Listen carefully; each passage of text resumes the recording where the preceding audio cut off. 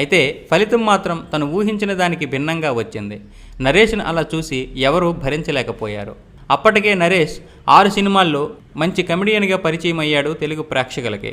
అందుకే అతన్ని సైకోలా చూడలేకపోయారు. దాంతో నరేష్ చాలా బాధపడ్డాడు.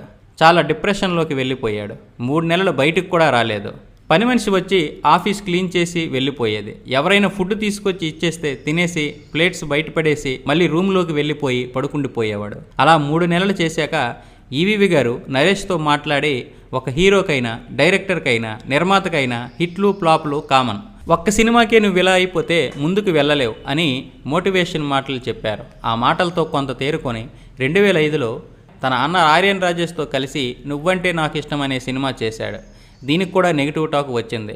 ఆ తర్వాత కృష్ణవంశీ డేంజర్ సినిమాకి ఆడిషన్ పెట్టారని తెలిసి, సార్ నేను ఆడిషన్ ఇస్తాను, ఏదైనా క్యారెక్టర్ ఇవ్వండి సార్ అని అడిగాడట. దానికి కృష్ణవంశీ, నేను